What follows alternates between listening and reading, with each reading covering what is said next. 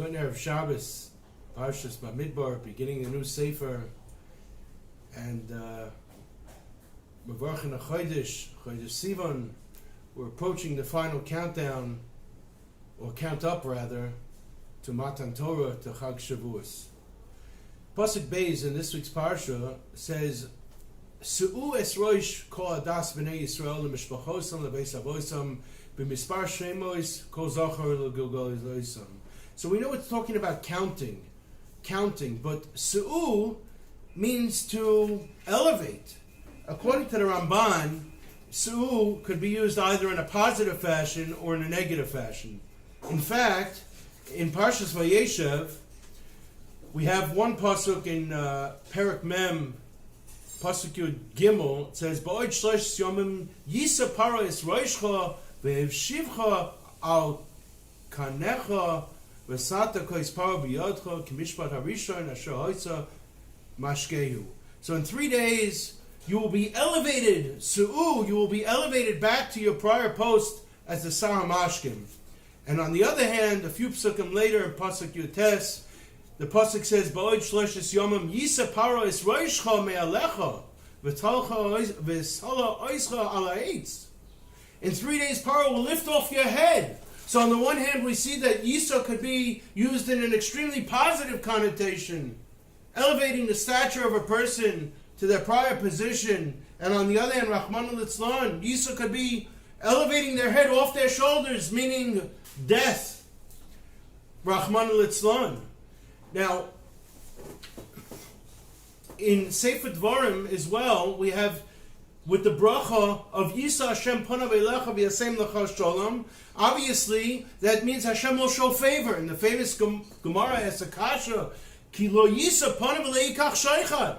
How can we say that Hashem shows favor to Klal Yisrael? On the other hand, it says Hashem doesn't show favor. So that's another instance where you see Yisa for the positive and Yisa for the negative. Derech Agav, that's answered up because Klal Yisrael says Birchas HaMazon on a small shiur of Filu Kabetza, and therefore Hashem shows us favor, showing us the Chashivas of Birchas HaMazon.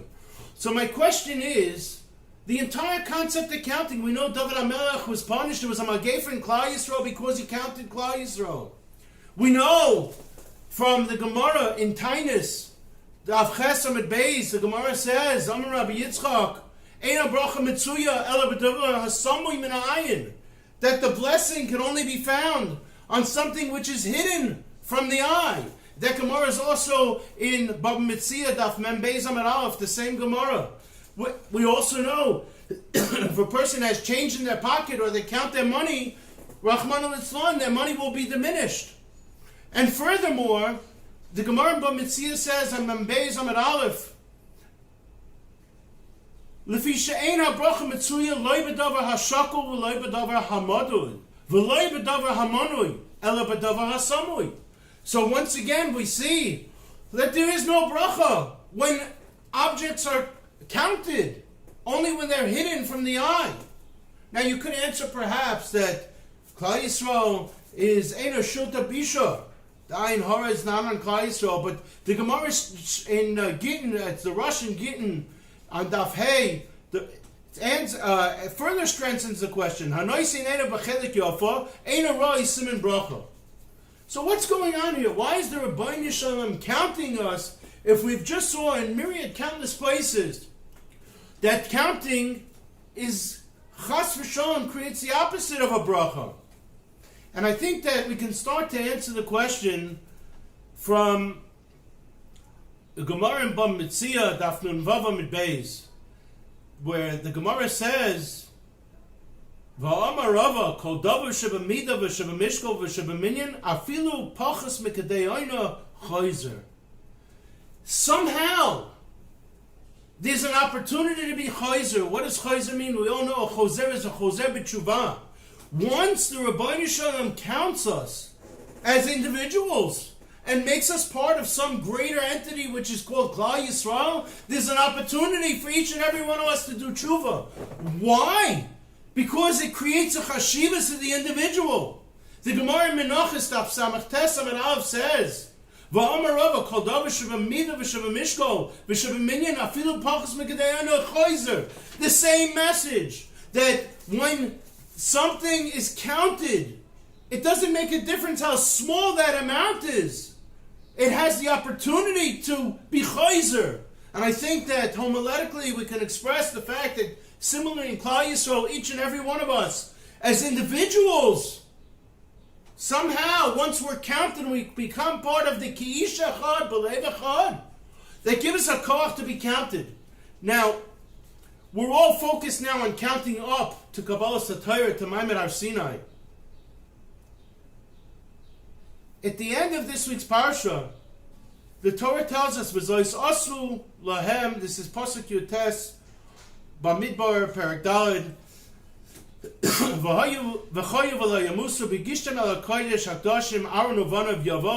And here's the key words: V'samu oisam ish alavodoisoi v'alamasoi. Each Jew has a unique role and responsibility as part of Klal Yisrael. In fact, the Malbim says that each of the Levim had two functions. Number one, sometimes his work was to load the vessels on the shoulders of another Levi.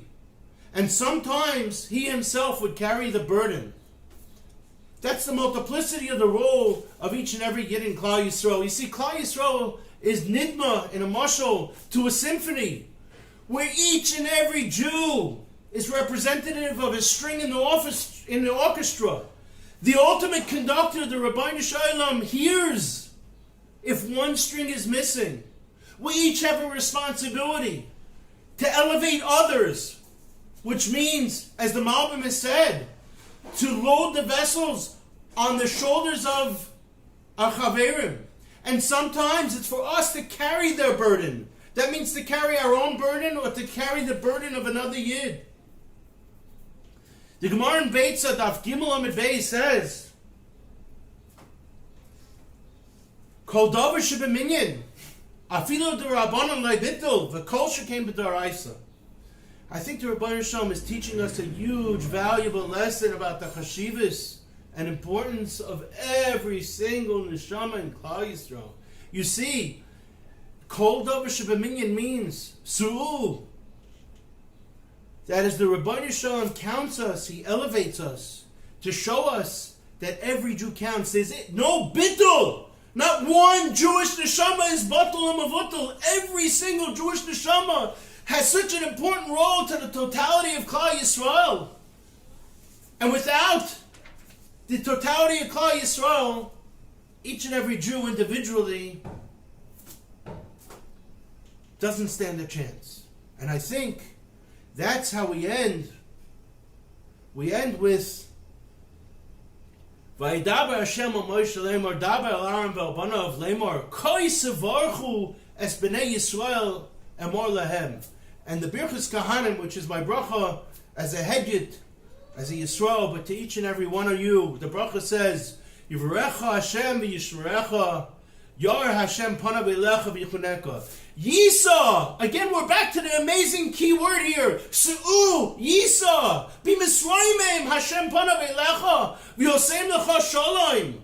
When does that bracha have a chalois? When is that bracha chal on each and every Yid of Klal Yisrael? It's only when it's called Sevarchu as B'nei Yisrael. So the Rabbeinu Shalom counts all of Klal Yisrael to turn us in, Ki ish echad b'lev echad, to an am echad.